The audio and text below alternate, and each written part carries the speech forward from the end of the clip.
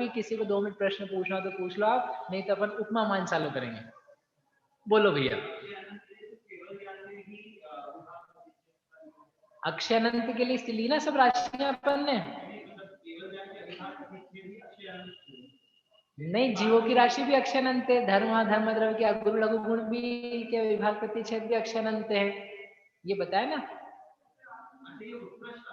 उत्कृष्ट अक्षय अनंत। अक्षय अनंत तो कहां से चालू हो गया था, जब से अपन ने ये 6 राशियां जोड़ी थी, तब से क्या हो गया था, सिद्ध राशि से, तब से आप पहुंच चुके थे अक्षय अनंत के ऊपर। इसलिए ऐसा मत बोलो कि वही एक अक्षय अनंत है, ये सब भी अक्षय अनंत है। हाँ, अब इनका प्रश्न है क्या उत्कृष्ट अक्षय अनंत में केवल ज्ञान ही आता है कि कुछ और भी है। केवल दर्शन, उसके भी अविभाग प्रतिच्छेद कितने हैं, उत्कृष्ट अनंतानंत। वीर्य गुण के विभाग प्रतिच्छेद वो भी कितने हैं, उत्कृष्ट अनंतानंत। तो वो धौल की 12वीं पुस्तक है, उसमें कंपैरिजन करके दिए हैं, कर्म के अनुभाग की कंपैरिजन, अकॉर्डिंगली आत्मा के गुण के विभाग प्रतिच्छेद के कंपैरिजन। तो केवल दर्शन, केवल ज्ञान और वीर्य, अनंत वीर्य, इनका विभाग प्रतिच्छेद समान चलता है। ठीक है, अब आप लोग एक प्रश्न कर सकते हो, उत्कृष्ट अनंतानंत लास्ट है, एक जोड़ दें उसमें, क्यों जी पीयूष भैया, एक जोड़ दें उसमें तो क्या हो जाएगा, वो बढ़ जाएगा। अच्छा ठीक है, प्रश्न आया समझ में, बहुत बढ़िया। एक बात बताओ, एक चलो आप ऐसे समझ जाओगे, एक सर्कल की डिग्रीज कितनी होती है, 360 डिग्री, 360 होती है, 361 का बना लेते हैं अपन, 361 का सर्कल बना सकते हैं कि नहीं। अरे वाह, 360 डिग्री में 1 डिग्री और जोड़नी है तो क्या बन जाएगा, बोलो ना, सर्कल बनेगा कि नहीं बनेगा, परफेक्ट सर्कल बनेगा कि नहीं बनेगा, क्यों नहीं बनेगा, अरे वो 360 डिग्री की होता है। एक आप त्रिकोण बनाओ, छोटा बनाओ कि बड़ा बनाओ, त्रिकोण के डिग्री सब मिला के कितनी है, 180। नहीं, टेढ़ा मेढ़ा उल्टा पुल्टा कैसा ही बनाएंगे, त्रिकोण की डिग्रियां कितनी 180 होती है। चाहे कछु कर लो आप, छोटा बनाओ कि पाइथागोरस प्रमेय वाला बनाओ कि त्रिभुज वाला बनाओ, पहाड़ वाला बनाओ, नीचे वाला बनाओ, कैसा ही बनाओ, त्रिकोण 180 डिग्री का होता है। 181 नहीं कर सकते आप, 190 भी नहीं, 179 भी नहीं कर सकते हो। गोल सर्कल ही गोल होता है, सर्कल जो है वो 360 डिग्री का ही होता है। एक सर्कल में एक सर्कल में मिलाओगे 720 नहीं हो जाएगा, क्या रहेगा, 360 ही रहेगा। इसलिए जैसे आपके गणितीय नियम है, वैसे उत्कृष्ट अनंतानंत वो चीज है जिसमें आप फर्दर एडिशन की कोई गुंजाइश है ही नहीं, क्योंकि देखने वाले तो केवल यानी भगवान ही है। थ्योरेटिकली चीजें नहीं चलती, प्रैक्टिकली चीजें चलती है। थ्योरेटिकली आप क्या कर सकते हो, 360 डिग्री से 361 डिग्री दिमाग में लगा सकते हो, हाउ बन जाएगा। जैसे ये होता है ना, कोई ठेकेदार बोले मकान बनाना है, कितने दिन बन जाएगा, 5 दिन में बनाना है हमको, हाउ बन जाएगा। अरे दिमाग ठीक है कि नहीं, 5 दिन में कैसे बनेगा। चलो मैं आपसे एक और दूसरा प्रश्न पूछता हूँ, मकान वाले, एक मकान है वो 5 मजदूर 100 दिन में बनाते हैं। अरे आप हंस रहे हो अभी से। एक मकान 5 मजदूर 100 दिन में बनाते हैं, ठीक है संजय भैया, ठीक है। तो 25 मजदूर उस मकान को कितने दिन में बना लेंगे, 100/5 20, कितने दिन में बना लेंगे, 5 दिन में बन जाएगा। 1000 मजदूर लगा दे तो आधे घंटे में बन जाएगा। 1 लाख मजदूर लगा दे तो, मैथ्स फेल है, आप हर जगह मैथ्स नहीं लगा सकते हो, दिमाग लगा करके मैथ्स हो सकता है, आपको दूसरे कंस्ट्रेंट्स भी रहते हैं। सिमिलरली यहाँ पर ये जो उत्कृष्ट अनंतानंत है वो बस यहीं तक है, इसके आगे जो आएगा तो वह कुछ भी नहीं है, क्योंकि इससे आगे जानने के लिए सारा का सारा तो अपन ने जानने में ले लिया, जीव ले लिए, उद्गल ले लिए, 3 काल के समय ले लिए, गुण ले लिए, गुण का विभाग प्रतिच्छेद ले लिए, सब कुछ आ चुका है। इससे बढ़कर के अब कुछ बच ही नहीं रहा है जिसके लिए ज्ञान के विभाग प्रतिच्छेद और बढ़े, इसलिए ये सबसे अंतिम राशि है। समझ में आया। बाकी सब में भी हैं जीव पुद्गल धर्म धर्म आकाश काल में अगुण लघु गुण, लेकिन उनके विभाग प्रतिच्छेद भिन्न संख्या में है, इसलिए केवल धर्म अधर्म द्रव्य के यहाँ पर लिए। हाँ, अब ये समराइजेशन में यहाँ पर दिया हुआ है, अपन एक बार पढ़ लेते हैं इसको। कैसे अपन निकाला, जघन्य अनंतानंत का शलाकायतन निष्ठापन किया, फिर 6 राशियां जोड़ी, 6 राशियां जोड़ के फिर से शलाकायतन निष्ठापन किया, फिर 2 राशियां जोड़ी धर्म अधर्म द्रव्य के अगुण लघु गुण के विभाग प्रतिच्छेद, और फिर से शलाकायतन निष्ठापन किया। तो कुल मिला के यहाँ पर इस प्रोसेस में 3 बार शलाकायतन निष्ठापन किया। परित अनंत निकाला था, वहां भी कितनी बार किया था? 3 बार। तो आपको सिमिलरिटी रहेगी, वहां भी 3 बार किया, यहाँ भी 3 बार किया। वहां तीसरी बार करने पर हमारा रिजल्ट आ गया था, यहाँ तीसरी बार करने के बाद में भी फिर जो उत्कृष्ट संख्या है उसमें से इस वैल्यू को घटाया, जो आएगा उसको उसी में जोड़ दिया, तो जोड़ देने पर आपके पास उत्कृष्ट अनंतानंत आ गया। इस प्रकार से संख्या मान्य पूरा हो।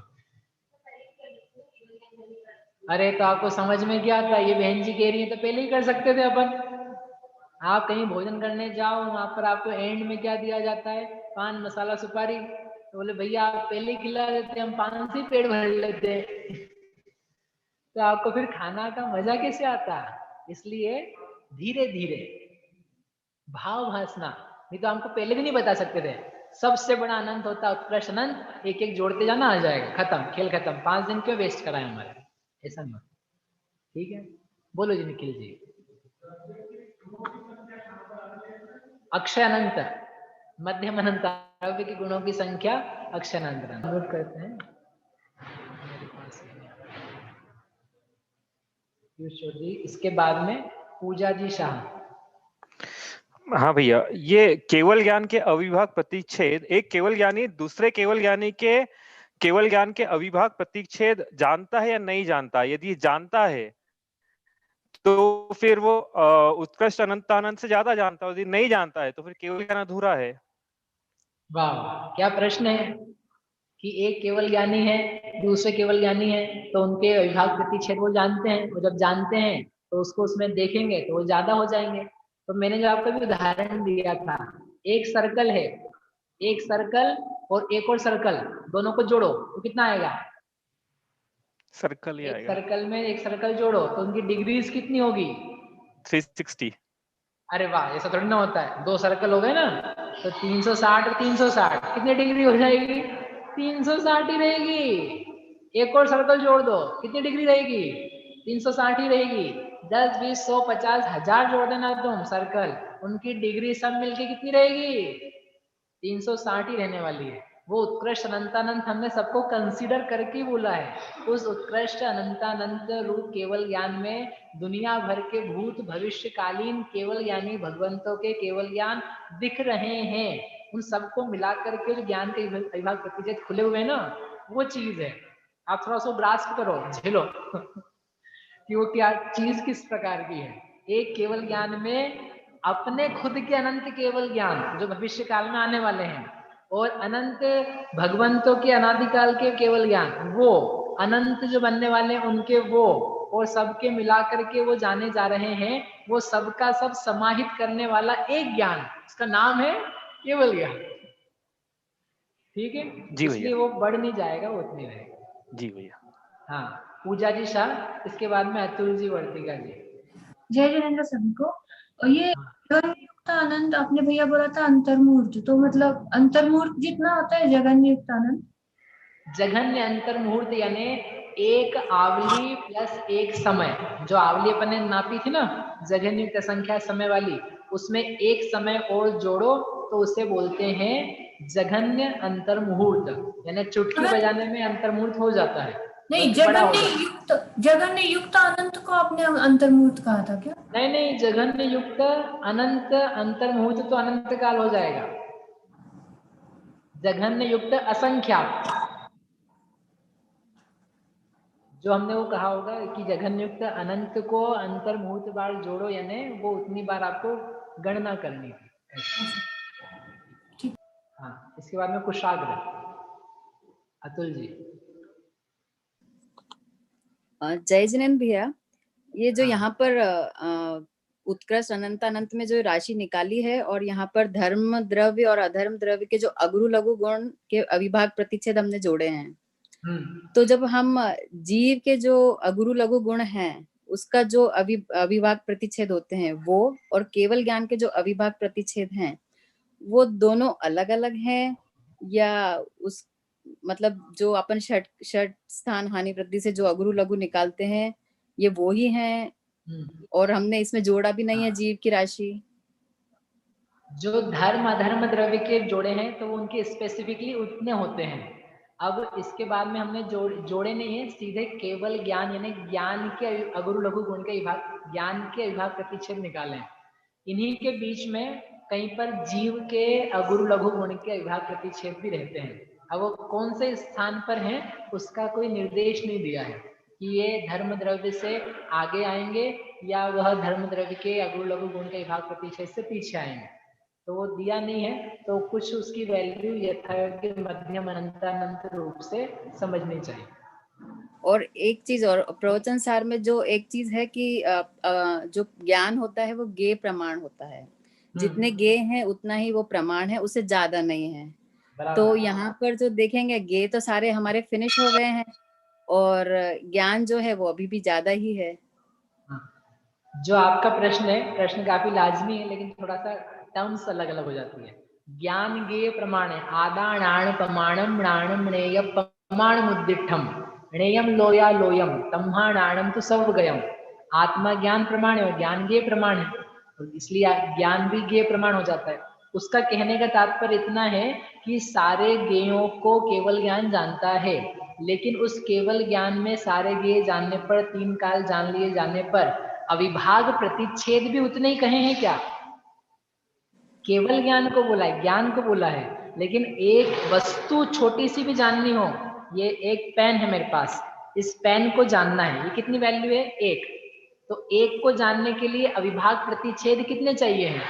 एक नहीं चाहिए, अनंत चाहिए, अनंत अविभाग प्रतिच्छेद चाहिए।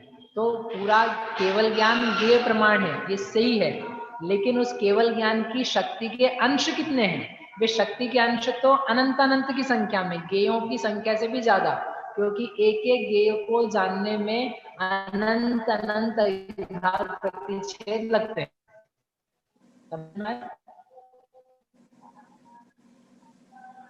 ठीक, आगे किसको बोला था? कुशाग्र, तो चले ही गए हैं। हाँ, कौन बोल रहा है? मुझे दिख ही नहीं रहा है।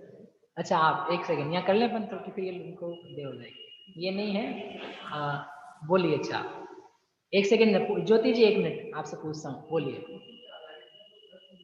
हाँ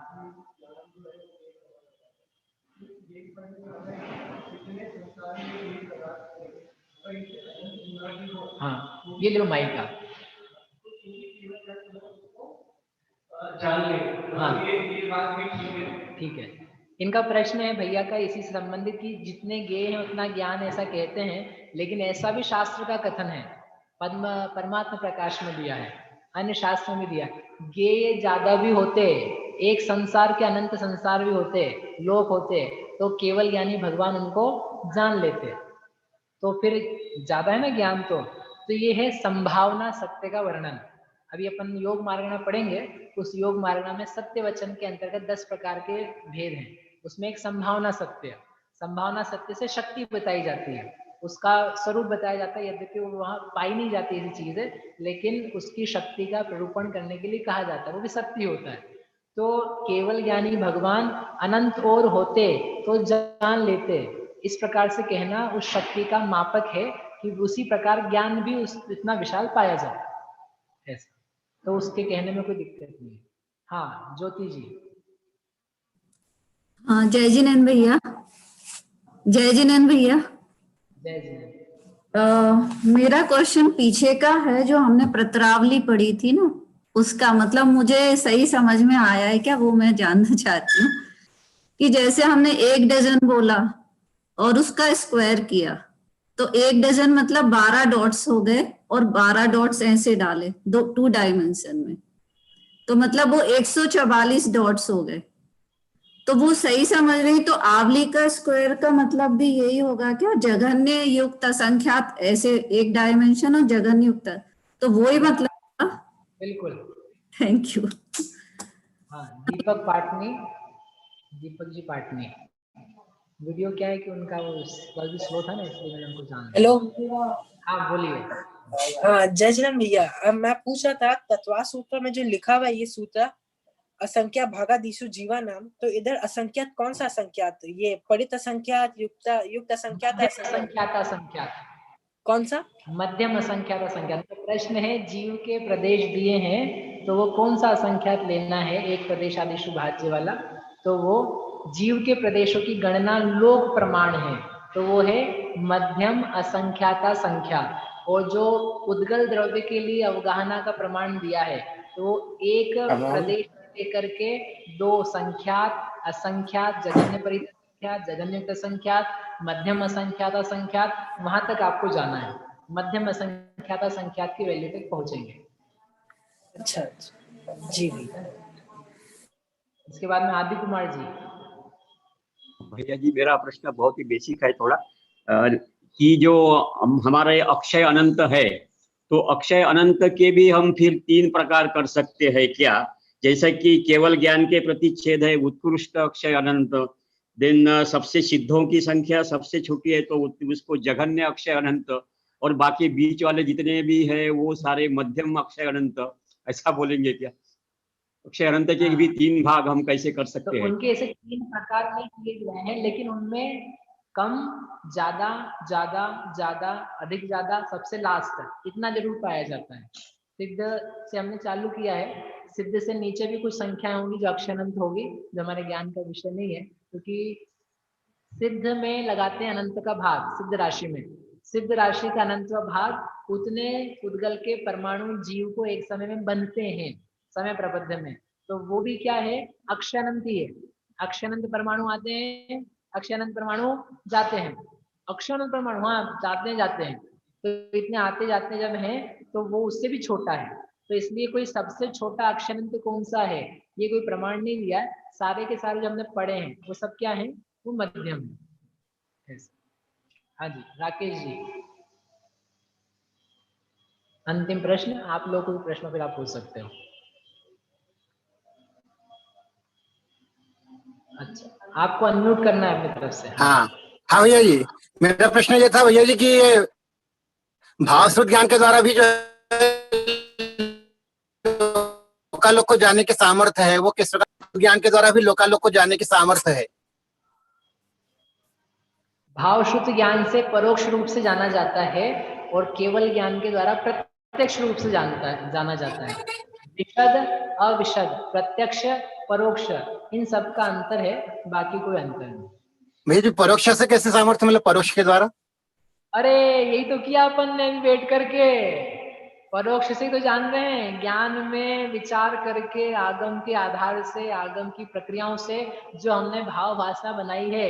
निखिल जी उसका नाम क्या है, पहुंच गए कहीं और निखिल जी, तो उसका नाम है परोक्ष ज्ञान। ठीक है, ठीक है भैया जी। आदित्य भाई साहब आपके अब घर में कैसे बैठे हैं आज? भैया जी आज थोड़ा सा लेट हो गया, नींद नहीं खुली, कल रात में सरसों में उलझा हुआ था तो नींद नहीं खुली सुबह। ठीक है चलिए बोलिए जल्दी। भैया जी मेरा प्रश्न ये था कि केवल ज्ञान तो है वो जीव को होता है, और हम कह रहे हैं कि जो केवल ज्ञान के अविभाग प्रतिच्छेद है वो अनंत अनंत है, तो जीव तो उससे भी बड़ा हो गया, फिर जीव के तो अविभाग प्रतिच्छेद हो जाता है। वो तो एक ही जीव है, जीव एक, उस एक में शक्तियां अनंत, तो जीव तो अनंत गुणों का स्वामी है, तो जीव तो शक्ति की अपेक्षा उससे बड़ा ही है, क्योंकि ये तो हमने एक ही गुण की पर्याय की बात करी है। अनंत रूप जो केवल ज्ञान है उससे भी बढ़कर के भी एक चीज है। क्या चीज है? अनंत रूप केवल ज्ञान से बढ़कर के एक चीज है, उसका नाम है जीव का त्रैकालिक ज्ञायक स्वभाव, क्योंकि उस ज्ञायक स्वभाव के अवलंबन के कारण से ही केवल ज्ञान रूप शक्ति बढ़ती है। तो शक्ति, भावात्मक शक्ति की अपेक्षा से जीव तो सबसे महान है, परंतु जब गणनाएं की जा रही है उन गणनाओं में केवल ज्ञान के विभाग प्रतिच्छेद सबसे बड़े। ठीक है। जीव को नहीं भूल जाना। ठीक, बढ़िया। यहाँ किसी को प्रश्न है? बोलिए। हाँ।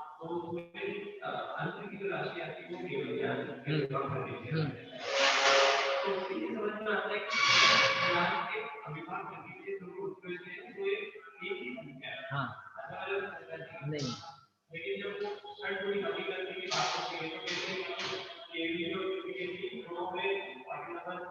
होता है, ठीक है। हाँ,